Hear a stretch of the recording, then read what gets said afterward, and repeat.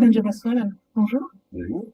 Alors, nous sommes au cœur de l'actualité aujourd'hui, 11 juillet 2023, puisque ce matin, on a entendu, on va dire un jour à l'avance, le Premier ministre Christian Tsen annoncer que les élections vont se tenir à Madagascar, premier tour le 9 novembre et deuxième tour le 20 décembre. Première réaction de Mohamed Jamassoul, qui est, on va dire, dans le cadre de l'approche génie, annonce de préfiguration pour l'organisation d'un gouvernement d'entente nationale intermédiaire pour les institutions et les élections stables, sécurisées et sincères à Madagascar. Si vous avez été suffisamment provocante, vous m'aurez dit à quoi servons-nous. Voilà. Donc j'accepte de challenger ça tranquillement. Comme vous le savez, à Madagascar, il faut toujours s'attendre à des situations un peu erratiques. Je crois que nous avons eu l'habitude de voir qu'à chaque instant fatidique du pays, ce sont toujours des anecdotes qui créent pourtant l'histoire. Depuis que j'ai eu la chance, je l'espère, d'avoir suivi de près ce qui se passe dans le pays de mes parents, ce qui est le plus important dans l'histoire, c'est que jamais les petites décisions comme ça viennent à surdéterminer ce qui est le destin du pays. Est-ce que clairement on est en crise là ou pas, ou au contraire, ça apaise des choses, puisqu'après tout, les PTF, comme on dit, ont dit qu'ils allaient mettre 1 million, 2 millions dans le basse-compte. Est-ce que c'est comme ça que ça a déclenché finalement cette annonce en avance, un encouragement de la Nous sommes en crise depuis le 18 mai 1972. Donc, la réaction de ce qu'on appelle banalement les PTF ne doit pas surdéterminer encore une fois de plus les choix que nous voulons avoir pour l'avenir de notre pays. Parce que c'est ce complexe d'Oedipe qu'il faut absolument rompre. Nous avons des choses à avancer pour notre pays, parce que c'est le nôtre, et ce n'est pas, si je puis dire, en fonction des quelques éléments financiers ou techniques des PTF qu'on doit surdéterminer ce que l'on veut pour notre pays.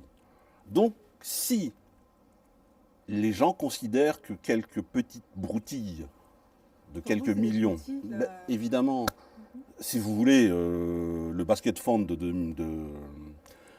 2013 était de l'ordre de 50 millions d'euros. Le basket fund de 2018 était de l'ordre de 70 millions. Vous pensez bien que cette petite évaluation qu'a donnée le PNUD au travers d'un PRODOC, dont personne d'ailleurs ne sait la réalité des détails, si je ne m'abuse, est de l'ordre de 13 millions de dollars.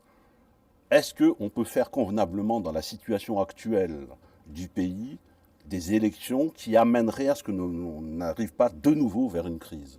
Et c'est ça que l'on promeut, nous, depuis que l'on a entamé cette procédure et cette démarche pour dire qu'il faut absolument changer à la fois la maquette de la structure électorale, mais aussi l'organisation même pratique du pays pour que nous arrivions à des élections qui détermineront enfin de manière sincère, je ne dis pas démocratique parce que ça serait abusé si je puis dire en termes de langage, mais en tout cas qui régissent une autre forme d'exercice de la démocratie électorale dans un pays comme Madagascar, qui devrait être un véritable exemple pour l'Afrique, que nous fûmes jadis et que nous ne sommes plus aujourd'hui.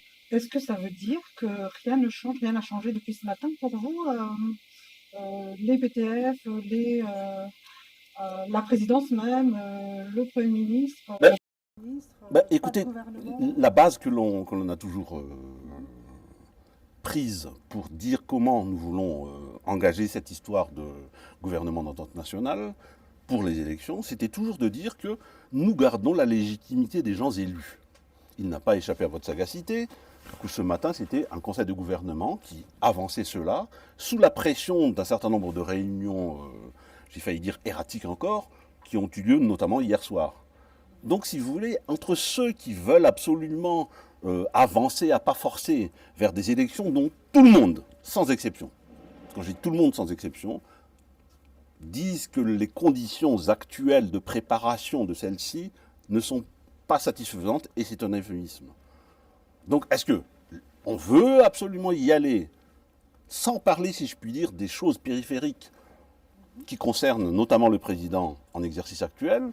Est-ce que l'on peut aujourd'hui, dans le cadre de la loi électorale existante et de la loi en général, arriver vers des élections qui nous amèneraient autrement que droit dans le mur, pour ne pas dire dans une situation quasi insurrectionnelle qui en sera...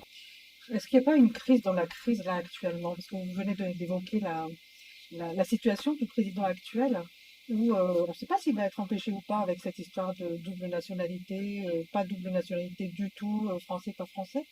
Euh, les élections avec ce président, pas ce président, vous, les institutions doivent rester pour vous? Si vous voulez, pourquoi on a parlé de ça depuis très longtemps, bien avant même que soit rendue publique cette histoire de nationalité acquise du président de la République? Il n'y a aucune raison que dans l'état actuel du droit, on continue à avancer, à pas forcer, comme je vous l'ai dit, comme ils l'ont fait en 2018, consécutivement, parce qu'il faut le dire tel quel, d'un putsch des anciens présidents contre celui qui était en exercice à ce moment-là.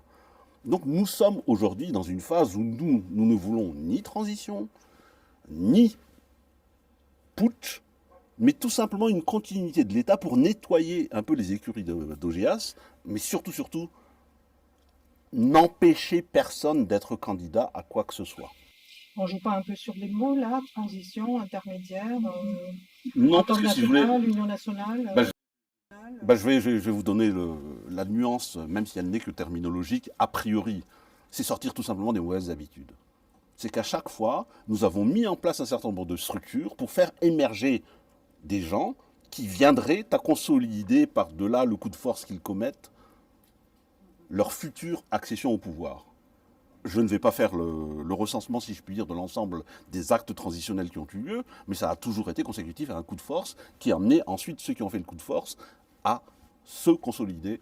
Donc ce que vous proposez là aujourd'hui, en juillet, après cette annonce, après ce qui a bougé un petit peu cette semaine, hein, PPF, etc., vous proposez quoi là? Toujours la même chose.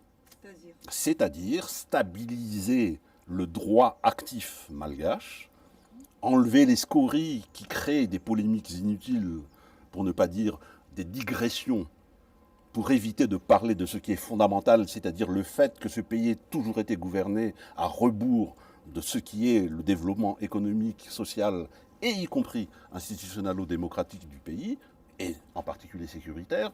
Donc c'est de dire il est possible que des gens, entre guillemets, neutres, mais je devrais dire désintéressés, viennent à asseoir une nouvelle norme d'élection qui permettra à ce que les prochains élus soient effectivement préparés, ont effectivement proposé au peuple l'exact projet qu'ils veulent pour l'ensemble de la nation.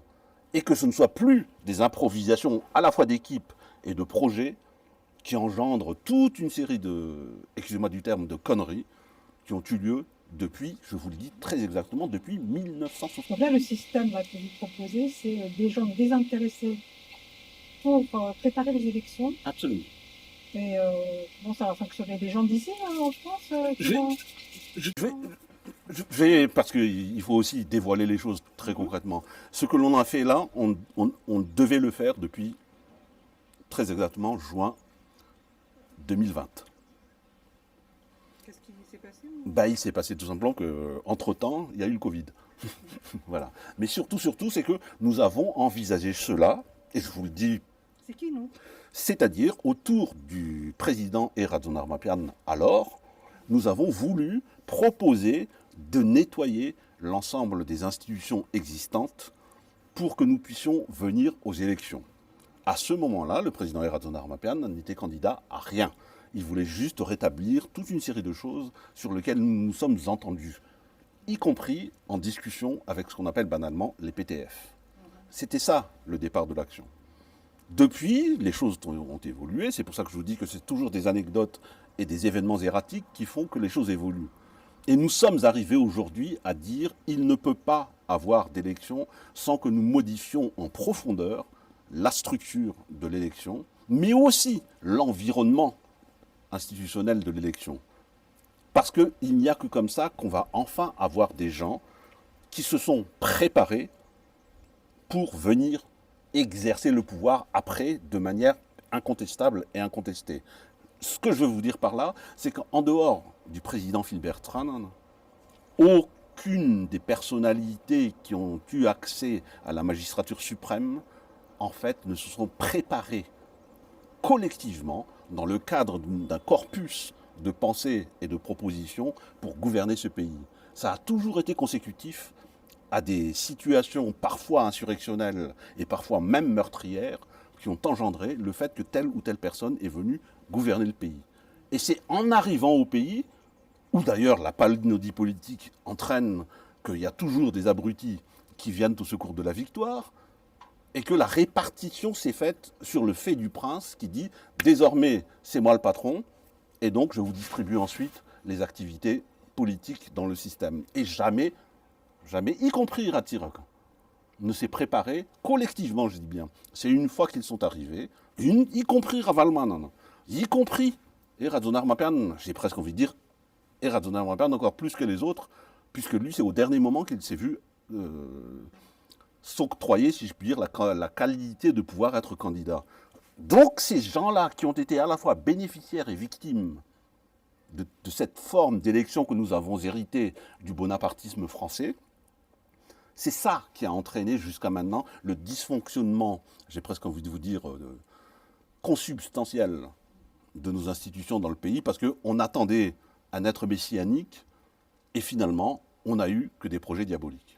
Et là, vous proposez aussi un groupe, un système. Comment on peut comprendre l'apogénie, apogénie et génie d'ailleurs Je vais vous parler technique tout de suite.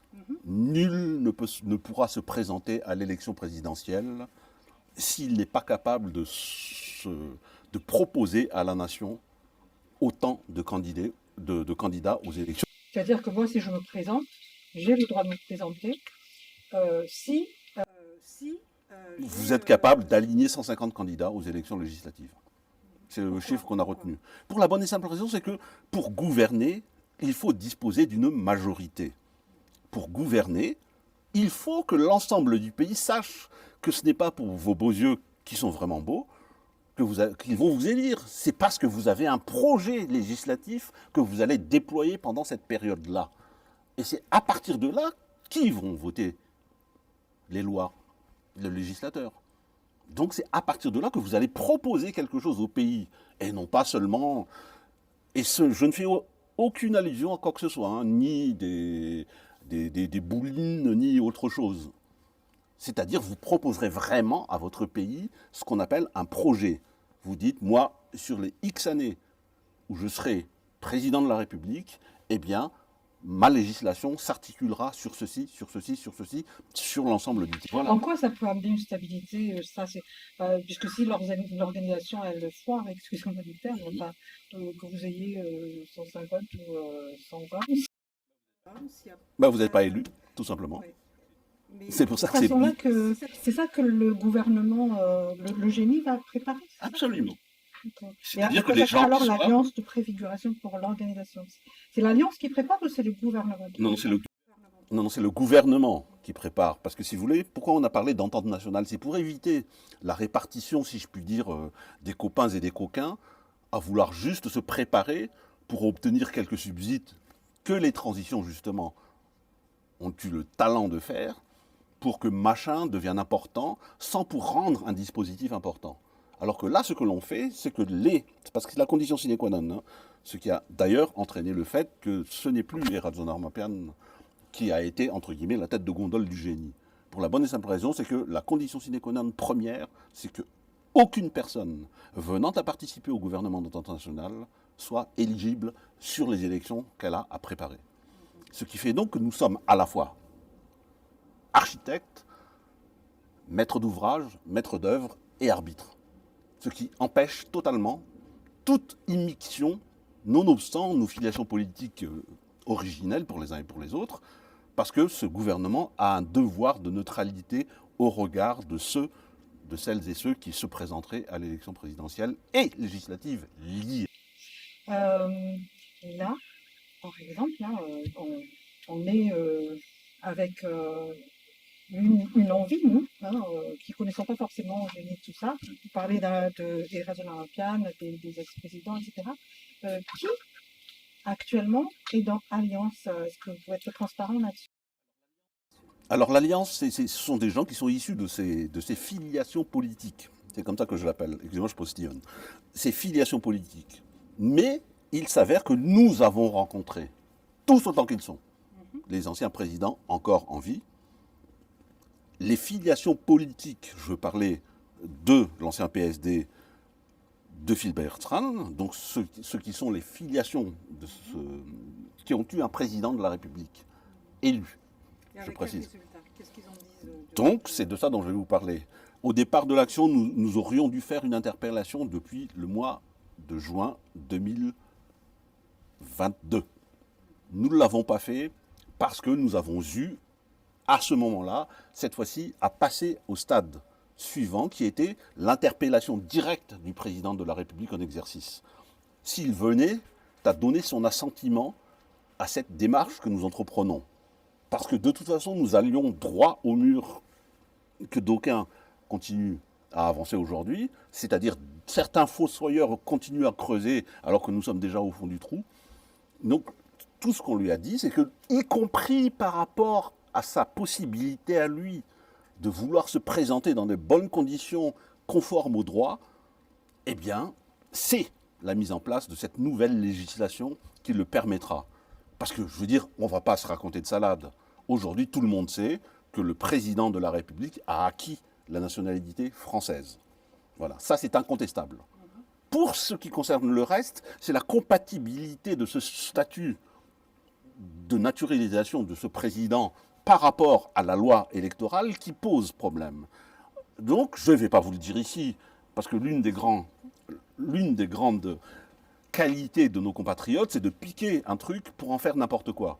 Donc, je ne le dirai pas, je l'ai dit, et transmis à qui de droit. Mais aujourd'hui, il y a une possibilité technique qui permettra, s'il le désire évidemment, de devoir se présenter à l'élection présidentielle dans les mêmes conditions que les autres. Mais pour ça, il faut refaire un certain nombre de choses dont vous me permettrez, mais je vous assure que lorsque le génie sera en place, vous serez la première qui sera informée. Vous êtes en train de dire que ça pourrait permettre au président actuel de rester encore le temps de réorganiser ou organiser à notre façon malgache les élections, hein, que si on va toujours dans des élections telles que décidées par Christian Tse, le Premier ministre actuel qui l'a annoncé, on pourrait avoir des crises et que, bon voilà, le génie, c'est la seule porte de sortie.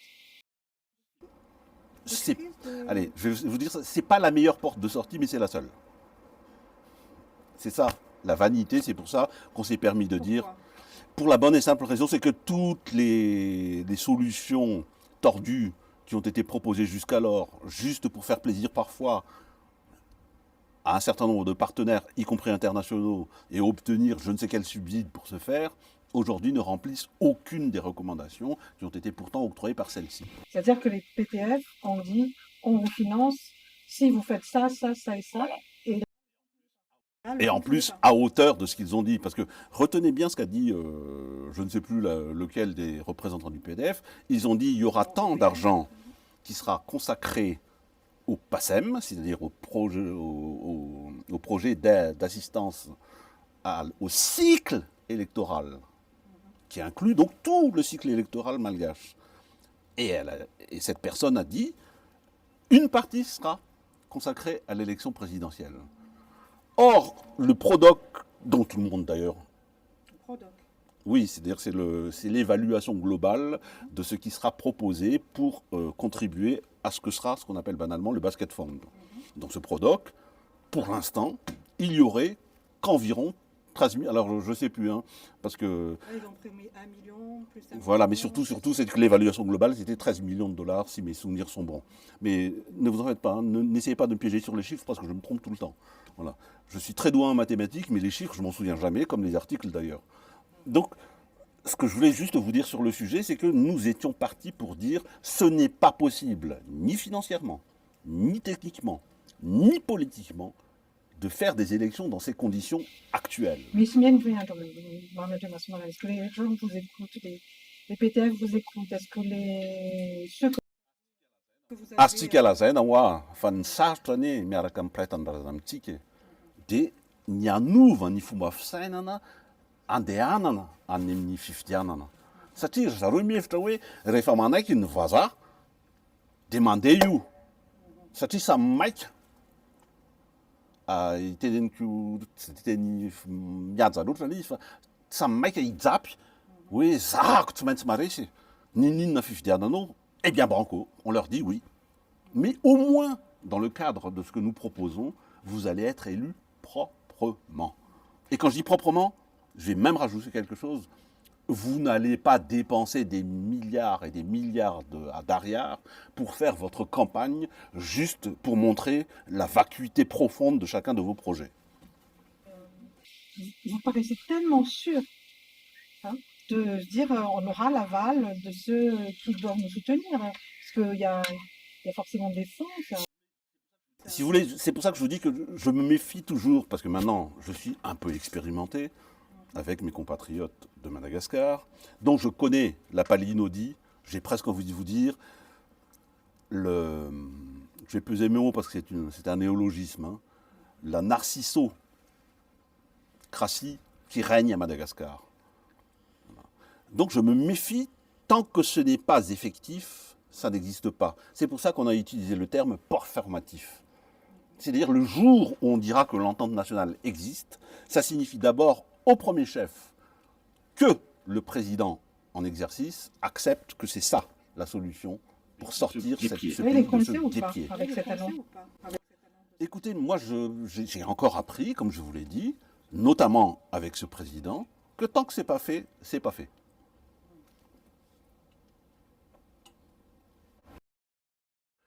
Je le répète, tant que ce n'est pas fait, ce n'est pas fait. Et ce n'est pas juste un reproche à l'encontre du président en exercice, c'est un reproche à l'encontre de l'ensemble des dirigeants. C'est-à-dire que s'ils promettent quelque chose, il ne faut pas approcher à ça. Absolument. Quand même s'ils signent. Tout à fait. Tout à fait. Je vous ai dit, ayant été l'un des artisans depuis 2002, des accords de Dakar, en 2009, des accords de Maputo 1, 2, 3, 4, 5, et ainsi de suite, je vous le dis, tant que ce n'est pas exécutoire, ce n'est pas effectif. Donc, l'entreprise que nous faisons aujourd'hui, avec l'ensemble de nos correspondants à Madagascar, comme avec l'ensemble de la configuration de l'alliance existant ici, c'est de dire, nous allons refaire le tour de piste que nous avons fait auprès de l'ensemble des filiations politiques ayant eu un président de la République, mais également les candidats putatifs à l'élection présidentielle que nous avons tous rencontrés et avec lesquels nous avons tous eu des échanges. Ils nous ont donné un assentiment, si je puis dire, allez, je ne vais pas dire compréhensif, parce que je ne suis pas certain qu'ils aient tous compris le dispositif que l'on veut mettre en place. Donc on va refaire cette démarche-là aujourd'hui, parce que la situation devient ardemment urgente, pour dire, est-ce que vous confirmez les entretiens que nous eûmes ensemble, ou est-ce que vous voulez emmener le pays droit dans le mur, tel que vous l'avez vous-même énoncé les uns et les autres. Donc on verra bien ceux qui ont de la cohérence dans leur manière d'apprécier ce qu'ils présument être le patriotisme qu'ils ont, ou est-ce qu'ils veulent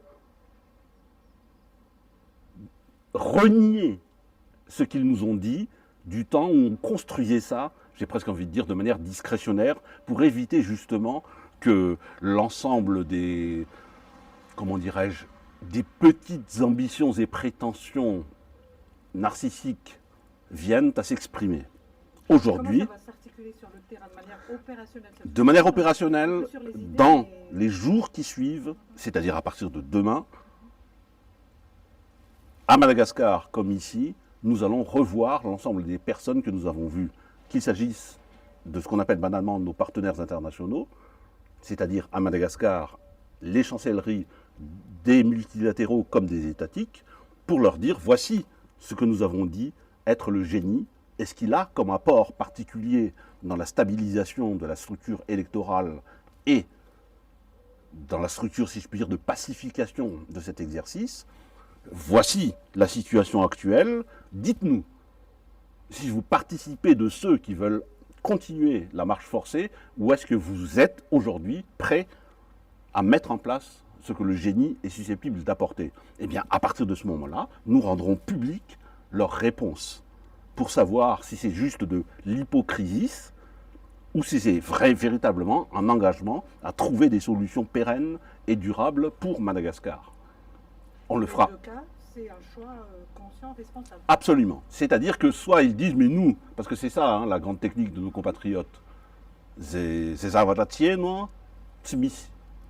donc nous, on va le sortir aujourd'hui. C'est-à-dire l'ensemble de l'architectonie qui existe de l'Alliance en tant qu'entente nationale doit aujourd'hui se consolider de manière effective. On demandera à tous ceux qui prétendent à vouloir gouverner Madagascar et à se présenter aux futures élections, s'ils préfèrent les élections toutes pourries qui se préparent, ou est-ce qu'ils préfèrent que nous mettions en place quelque chose de neutre, de sécurisé, et qu'ils seraient capables, eux, d'être véritablement des candidats à cette élection-là, dans les conditions que nous avons, dont vous me permettrez de ne pas rentrer techniquement tout à l'heure, parce que c'est un peu rébarbatif. Mais toujours est-il, c'est que maintenant, que ce soit, je vais vous le dire dans l'ordre, l'affiliation de Philbert Stranan, l'affiliation de Didier Ratsirac, l'affiliation de Zaf Albert, l'affiliation de Marc Ravalman, l'affiliation d'André Radzuel, l'affiliation des Radzonar Mapian et l'affiliation d'André Radzuel. Vous avez remarqué qu'il y a deux fois André Radzuel, non? Parce qu'il a été président non élu, fut un temps. Voilà. Et aujourd'hui, il est président élu. Maintenant, ils doivent répondre. Et j'y rajoute ce qu'on appelle banalement les candidats putatifs. Les plus valables, on va dire, là, qui sont aujourd'hui énoncés, je vous les cite. Siteigne, qui a un nom très long, donc je ne me souviens plus. Adz, qui a aussi un nom très long, donc je ne me souviens plus. Parrain Auguste, qui a un nom plus court, donc je m'en souviens. Et je crois que c'est tout. À eux, vous allez demander de dire s'ils sont prêts à aller au casse-pipe. Qu'est-ce qu'ils auraient d'autres comme intérêt, au final, j'ai envie de dire, par rapport à leurs électeurs, par exemple? Comment ils peuvent expliquer à leurs électeurs, par exemple, ce concept-là? C'est cette faiblesse que nous avons. C'est-à-dire, ils aiment mieux faire mana fahendrena ihany praitan-drazana ka tsy tia mandrora amin'ny tsy lany. Kanefa indraindray tsy fantatra iza ny eo ambadiky ny manosika ny tsirairay androra itsy lany. Satria ny zavatra mitranga amin'izao fotoana izao efa fantatra fa ninona ho atao iza sy iza avy ny latsaka eo dia akoatrany hoe anala-baraka eo anatrehan'izao tontolo izao ny fomba fanaovantsika fifidianana sy ny vola ho lany eo anatrehan'ny sarambabem-bahoaka izay maty ny anoanana sy efa difotry ny fahantrana dia hevitra vetsika hoe mbola izay ihany no averina eo ka raha misy vonina hanao an'izay dia aleo izy ilaza dia ab'izay zoanay no milaza hoe talohany ianao no nanontanianay dia nilaza hoe mety mihitsy ny rafitra apetrakareo mba ahafahany ny tsiray hitovy eo anatrehan'ny démocratie izay ho apetraka. Kanefa raha miova hevitra izy zao tonga amin'ilay tenin'ilay rangahy anankiray hoe tsy fidy ny azy zay. Asa mety misy angambany eo ambadiky ny tsirairay manosika mba hisininy hoe tsy maintsy milatsaka ianao fa raha tsy zany hoenjana be ny anjoako satria za olona tsy lany fa olona manosika fotsiny sy mandany volam-panjakana amin'ny zavatra hafa. Et je ne fais allusion à personne. J'allais dire, influenceurs dans le sens premier du terme, au final. Oui. C'est pas forcément les acteurs. Disons qu'il existe toujours dans les pays comme les nôtres j'ai failli vous dire des carnassiers. Voilà. C'est-à-dire des vautours qui viennent toujours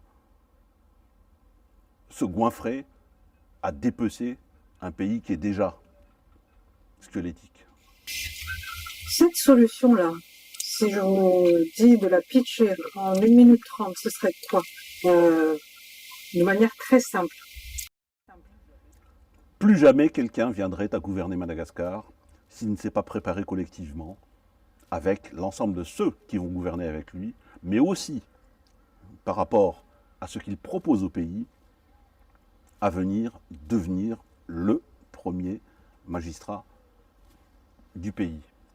Mais de surcroît, c'est fini le fait que l'on propose tout et n'importe quoi aux gens et que l'on dépense tout autant, non pas pour le développement du pays, mais au contraire pour le développement de son petit narcissisme à soi. Donc c'est fini cette affaire-là.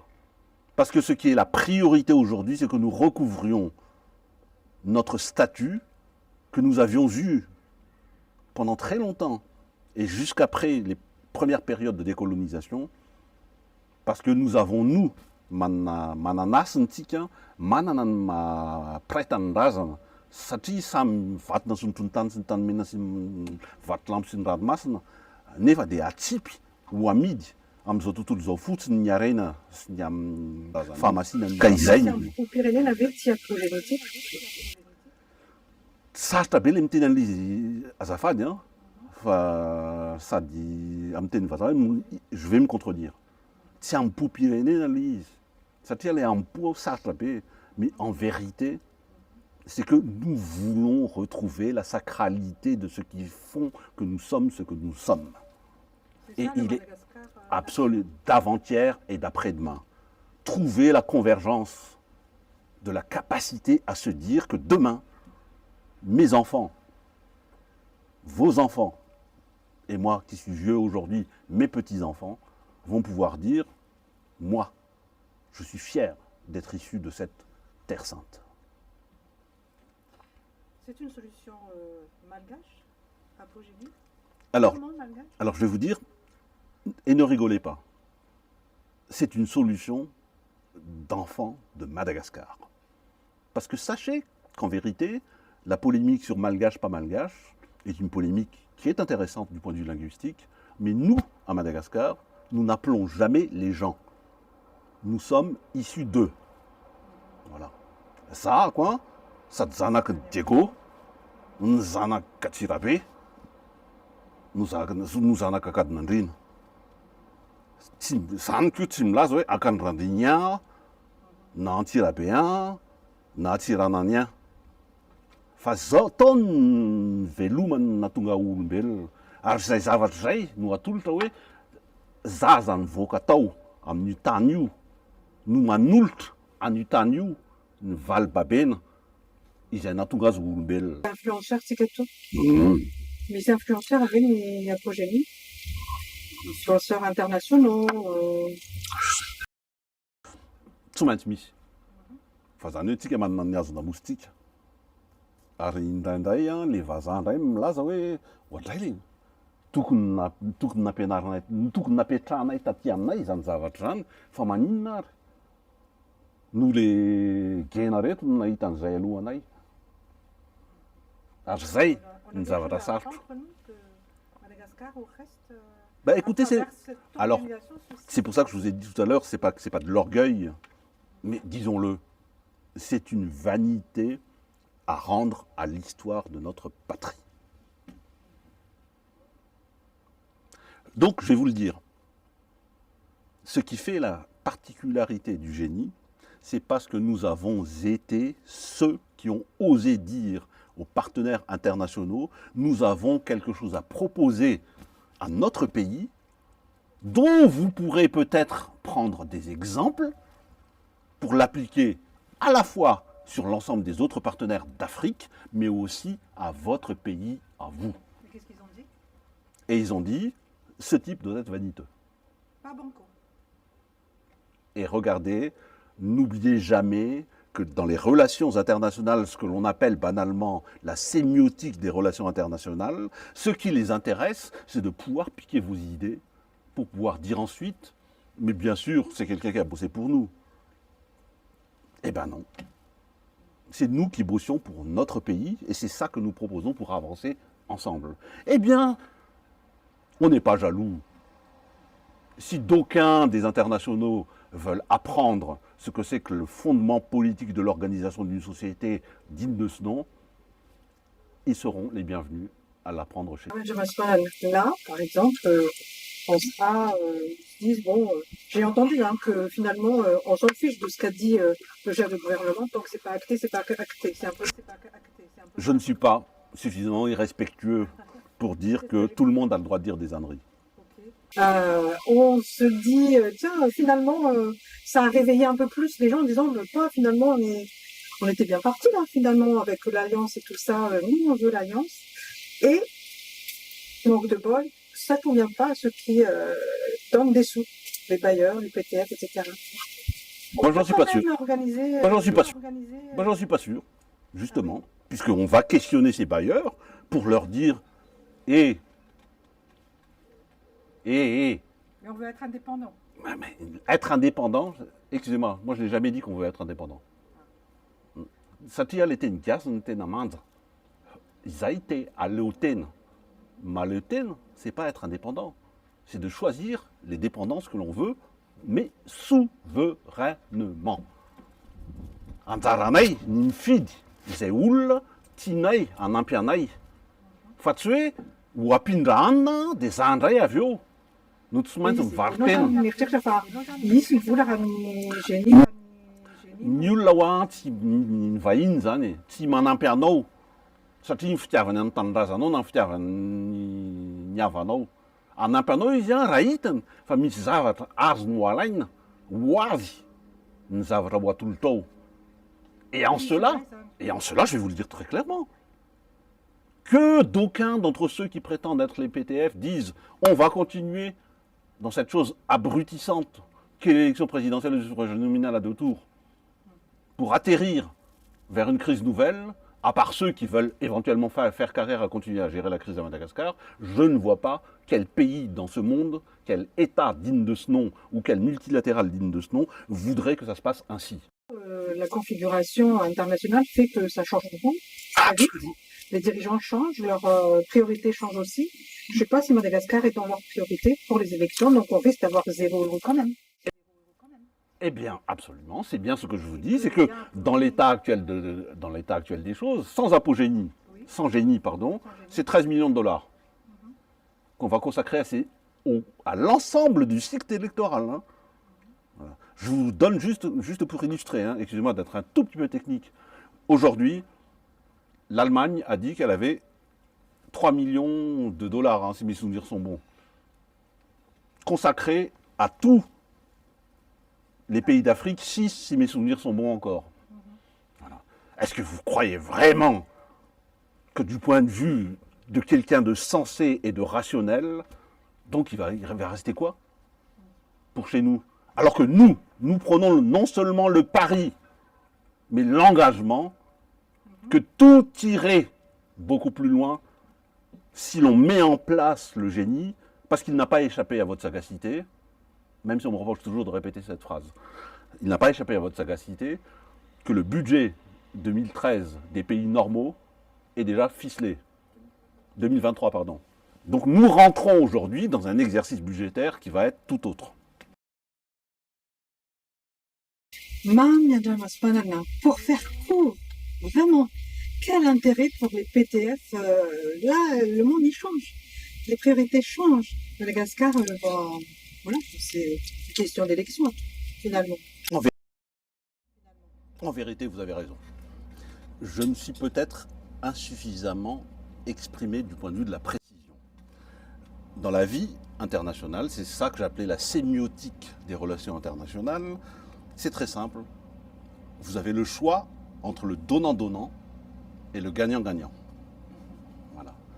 Nous avons la vanité d'instaurer le gagnant-gagnant, Nous, l'apogénie, Puis ensuite, ceux qui vont être élus, parce que c'est grâce à le génie, que se mettra en place un président de la République qui, enfin, recouvrera la dignité de la signature publique. Ça porte un nom banal qui s'appelle la stabilité. Mais en vérité, ce n'est pas la stabilité. C'est enfin la reconnaissance par vos partenaires que tout engagement que vous faites devient absolument synalagmatique. C'est si important que ça au niveau international. Absolument. Ça. C'est-à-dire que l'instabilité des choses crée qu'on ne contractualise pas avec les Malgaches. C'est-à-dire jusqu'à présent, il n'y avait pas de stabilité. On les achète. Alors que là, ce que nous avons à vendre de plus important, ce ne sont pas nos minerais, nos machins, nos trucs.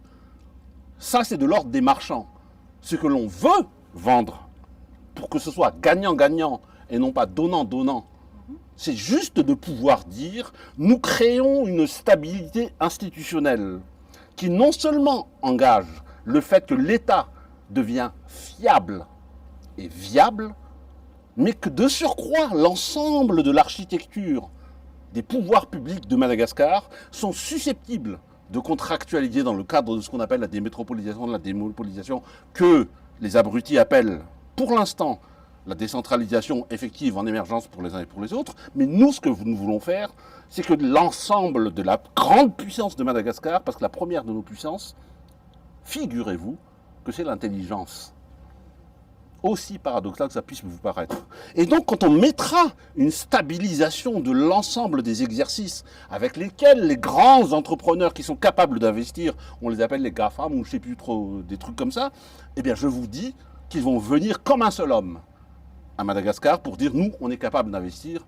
Si d'aventure, vous nous garantissez que notre retour d'investissement à nous, certes, vous bénéficie, mais de surcroît, nous avons une valeur ajoutée qu'on en tirera, et pas seulement la valeur ajoutée d'avoir acheté tel ou tel dirigeant, mais d'avoir contractualisé de manière synalagmatique avec l'État et les pouvoirs publics malgaches de la durabilité de notre entreprise chez vous. Et la stabilité se traduit par des résultats d'élections acceptés par tous. Absolument. Mais pire que ça, c'est-à-dire tout simplement un modus operandi lisible par ceux dont je vous parle là. Parce que quand on parle des PTF, on parle toujours des États et des multilatéraux. Mais moi je vous dis, en vérité, ce qui est le plus important, c'est qu'avec qui, c'est pour ça que je vous ai dit que nous, moi je ne revendique pas l'indépendance, moi je revendique la qualité de l'État à choisir avec qui il veut dépendre dans les relations d'interlocution qu'il a. Donc, quand l'État sera suffisamment stable et solide, parce que les élections qui l'ont emmené là lui permettra de dire ça, eh bien, je vous assure que, parce que fondamentalement, voulez-vous que je vous dise, c'est pas les 13 millions par-ci, ou même les 50 millions, ou même les 150 millions. Combien ils vont mettre sur la table? Je vous dis, avant que je ne vous parle de ce que représente le basket fund, si d'aventure c'était le génie qui venait à gérer ces élections, moi je vous dis, ce sont d'abord les investissements de l'ensemble de ceux qui ont véritablement de l'argent qui viendra d'abord s'impacter chez nous et qui fera que donc tout ça se crée. Les institutions qui seront un petit peu Absolument. En ordre et puis le tissu économique qui va bénéficier de ça aussi. Absolument.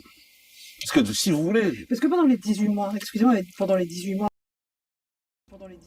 je vous ai jamais parlé de 18 mois. Ben oui, on en a parlé sur les conférences que vous avez déjà données. Hein. Vous avez parlé de 18 mois, les députés vont finir leur mandat, etc. Absolument. Que devient le tissu économique ça peut être une... je viens de vous le dire. Je viens de vous le dire, c'est que nous créons, nous, la stabilité de l'ensemble des marchés publics pour leur dire, maintenant, c'est différent. Vous n'avez pas besoin de nous corrompre. Dites-nous ce que vous nous apportez et nous, on va vous dire ce qu'on est capable de vous apporter. Donc cette globalisation, parce que c'est ça l'exercice mondial, si vous voulez. Je vais vous dire un truc très bête, hein, c'est pas parce que je vis en France et que même si je suis un retraité de la fonction publique française, je vous le dis, ce qui est très important dans tout ça. Et pourquoi la France reste un tout petit peu chef de file de l'ensemble des interlocutions que nous commettions? Pour la bonne et simple raison, c'est que tous les chefs d'État, tous les chefs de l'exécutif actuel ont tous changé, sauf Emmanuel Macron, depuis 2018. Et en plus, d'autres rapports de force très particuliers ont évolué depuis ces quelques temps. Et nous, dedans, comment on va naviguer avec ça? Ben, nous, c'est très simple. Nous disons, nous sommes capables de proposer une autre armature d'interlocution parce que nous sommes un État souverain qui est capable de poser la manière dont désormais se fait toute forme d'interlocution avec l'État malgache, parce que cette signature malgache, au même titre que la terre, elle est absolument masna. Donc si d'aventure les gens veulent bosser à Madagascar, et je vous assure, mais là, je fais de l'imprécation aussi, mais je vous dis, le nombre de personnes qui ont envie d'investir à Madagascar, Mais qui ont besoin de cette stabilité. voilà, et non pas de dire qui dois-je encore corrompre pour pouvoir avancer quelque chose à Madagascar. Et si je vous dis ça, je vous parle certes des étrangers, mais je vous parle y compris de nos propres compatriotes qui hésitent à investir chez nous, chez eux donc.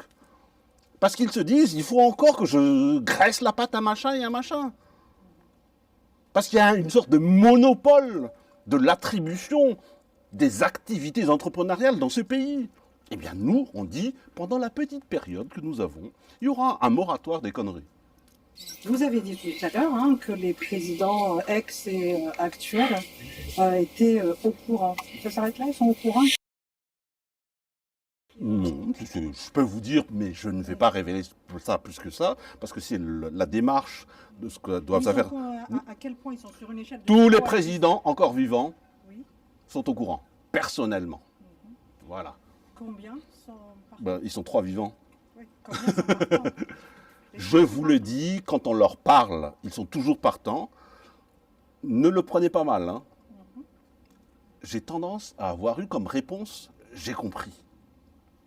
C'est ça la réponse qu'ils n'arrêtent pas de me dire. J'ai compris. Et bien moi, aujourd'hui, je leur dis de ne pas dire j'ai compris. Je leur dis je suis d'accord, je signe, on y va. Le gouvernement, pour le gouvernement, là. Pour le génie, ça s'appelle. Il y a même une personne qui m'a dit oh, flûte, j'aurais bien aimé avoir trouvé cet acronyme. L'idée de génie, c'est qui signe. Voilà. Absolument. Non, non, non. Le président de la République en exercice signe la nomination du génie pour exercer tout ce que je viens de vous dire. Les autres disent nous sommes d'accord pour que ce génie se mette en place, pour que nous puissions concourir de manière claire, je le dis, à Marc Ravalman, à Erazonar Mapian, et donc au président en exercice. Et puis à tous les candidats putatifs, dont j'ai déjà cité le nom tout à l'heure, mais je m'en excuse parce que les noms de famille sont un peu longs. Et donc tous ces gens-là, s'ils sont prêts à aller à des élections dont ils sont tous sûrs de gagner, étant donné leur vanité personnelle, eh bien je vous dis, allons-y. Mais dans ce cadre-là, vous serez tous sur le même pied d'égalité, mesdames et messieurs. Merci. Merci à vous. C'est toujours un plaisir de vous rencontrer parce que vous me challengez un peu trop.